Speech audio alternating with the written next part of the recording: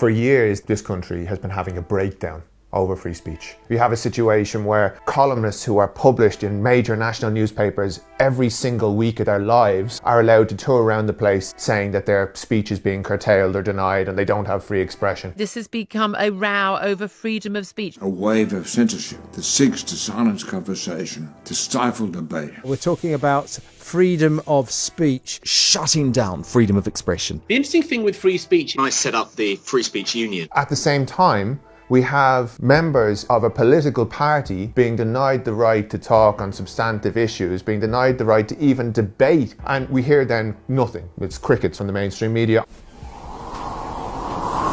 That obviously doesn't come under the free speech debate. I think the right's understanding of free speech comes down to your right to be able to offend people. What you can and what you can't say before someone starts shouting either the R word, racism at you, or I word, Islamophobia at you. And it is born out of a feeling that they should be able to say what they want without consequence. It's time now to mock Islam and to ridicule individual Muslims.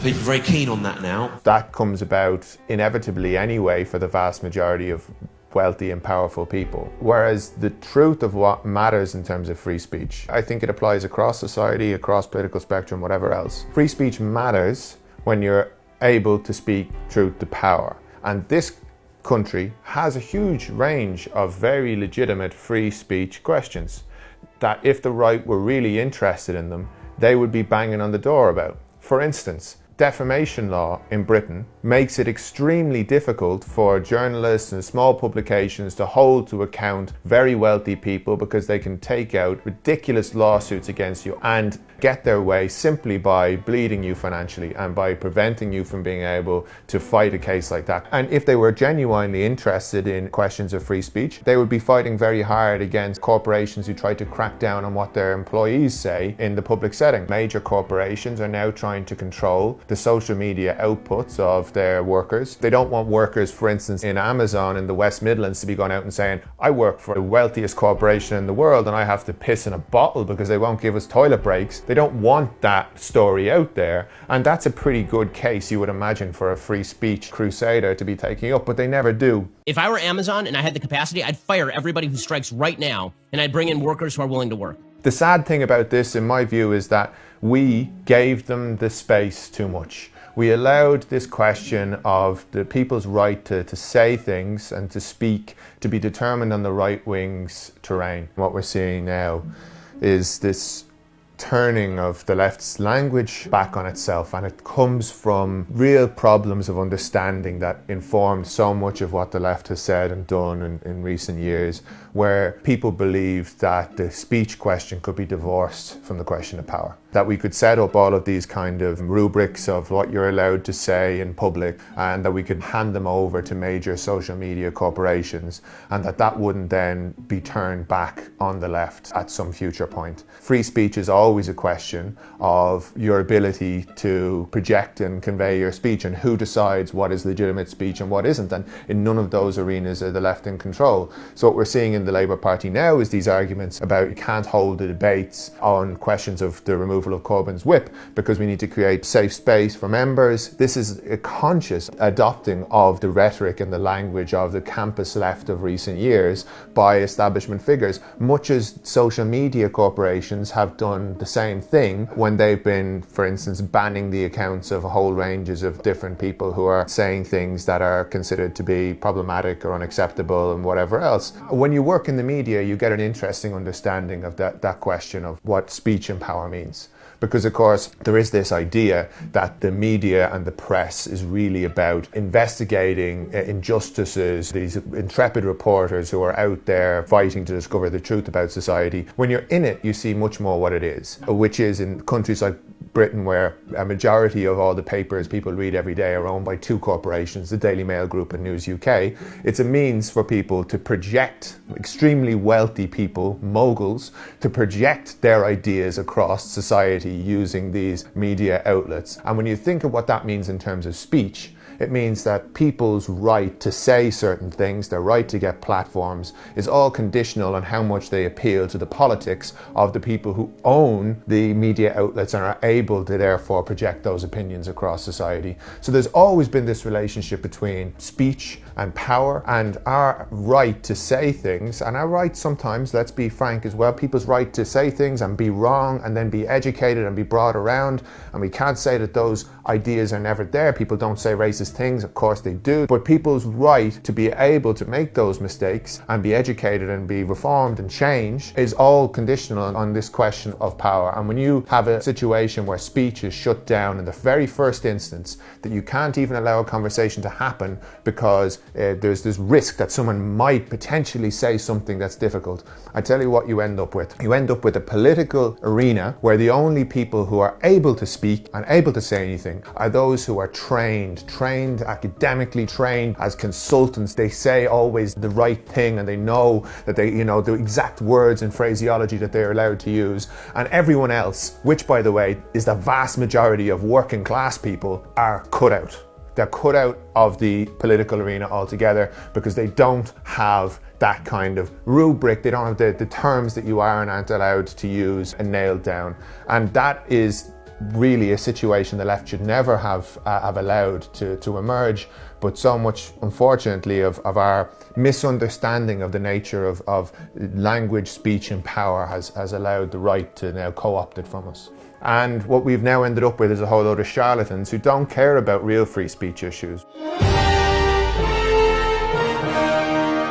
Well, he's been called the definition of white privilege for his outspoken views, but for others, he's the ultimate anti-woke hero. He is the actor and musician Lawrence Fox, who's found himself at the centre of a media storm for his views on racism, wokeness and vegans. When we talk about cancel culture and some of these controversies, one of the ones that most recently came up, I think, is a very useful and instructive episode, which was Lawrence Fox and the rest of them raising the Pogues fairy tale of New York, where they were talking about the great infringement upon the right to free speech of changing line in that song and removing a homophobic slur from it. And obviously it produced this kind of outrage. But it's really important to remember the history of the Pogues and the songs that they produced. The Pogues produced a song about the Birmingham Six. Shane, why did you write this particular song? It was to try and get him out, because I don't think they did it. A song that told the truth about that case before the truth came out. We were alleging that some people who were convicted in British courts were innocent, and that we were alleging that Irish people could be disadvantaged in British courts. It was a song that talked about the Birmingham Six and the Guildford Four having been taken in, forced to give false confessions, beaten up, tortured, all things that we now, by the way, know to be true, and fitted up for crimes they never committed. And that song was banned on the radio in this country under anti-terror laws.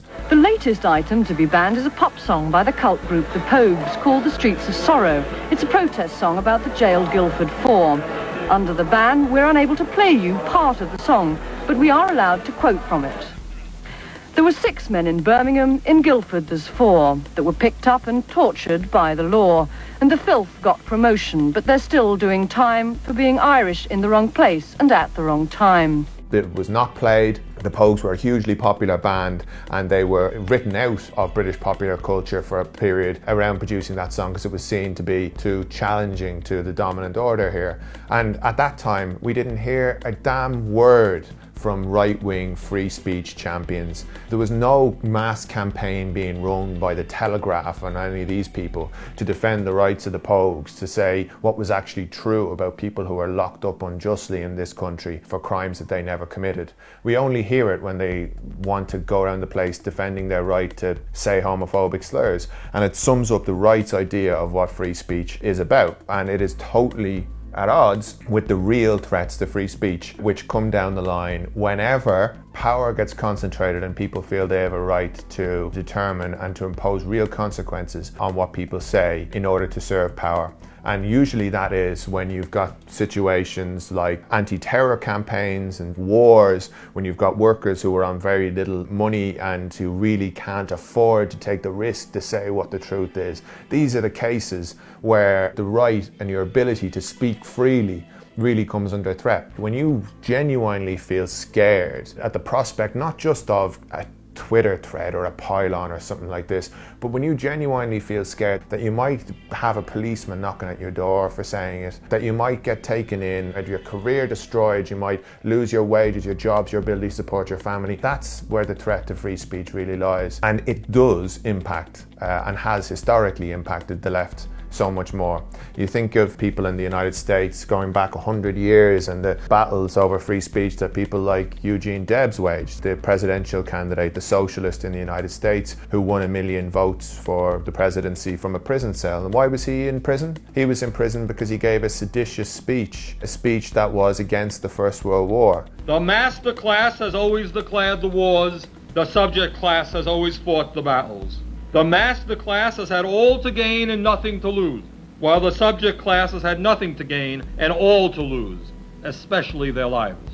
These were campaigns that the left had to fight, and has had to fight for 100 years, against powerful interests deciding that saying something against the establishment was too potentially risky. And the threats to your speech and your right to speak usually come almost exactly in correlation to your threat to the establishment. The ruling class has always taught and trained you to believe it to be your patriotic duty to go to war and to have yourself slaughtered at their command. But in all the history of the world, you, the people, have never had a voice in declaring war. And strange as it certainly appears, no war by any nation in any age has ever been declared by the people.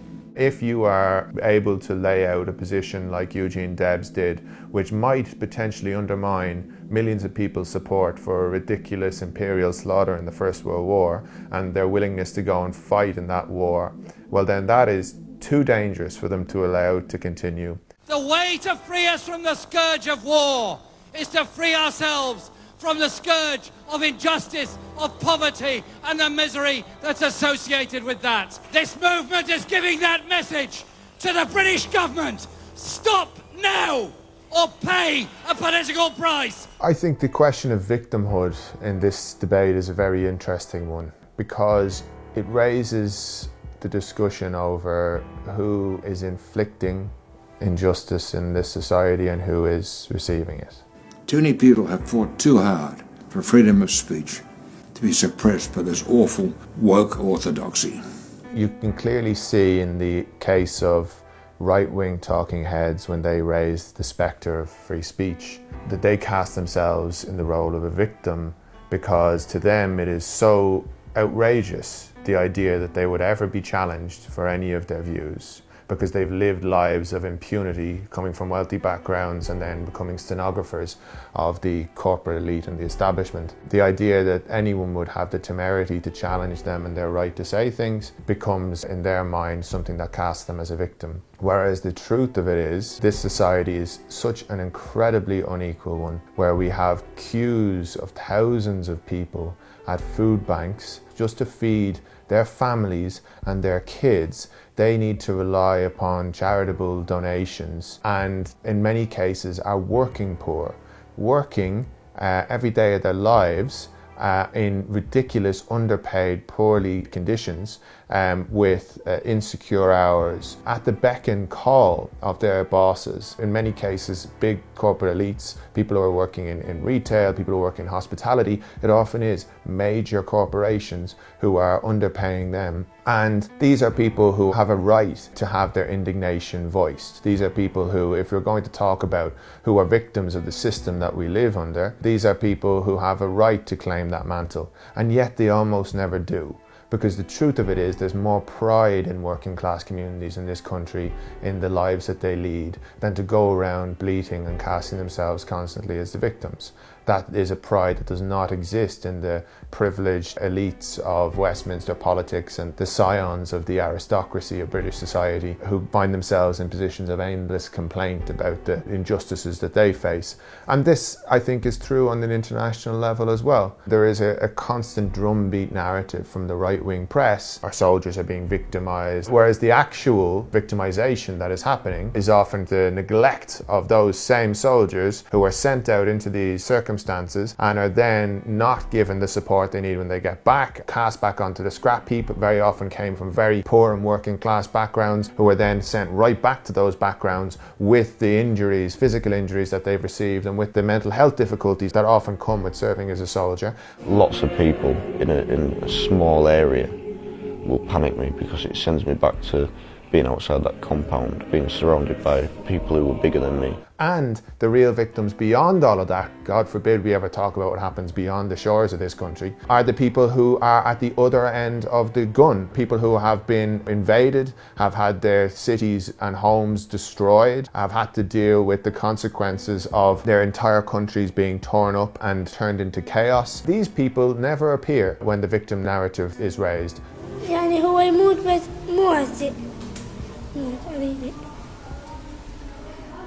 These people are never the ones who are given the space in our mainstream media to make their case. And until we break the power of that media, millionaire and billionaire owned media, serving millionaire and billionaire interests, we will never get a conversation that reflects the reality of who imposes injustice in this society and who receives it. There are far too few alternatives to the corporate media domination. There are far too few funding sources to allow us to challenge their narrative. Double Down News has no big corporate benefactors. It has no Rupert Murdoch. It needs you. The only way they can continue producing their output is if you support them. Join Double Down News on Patreon.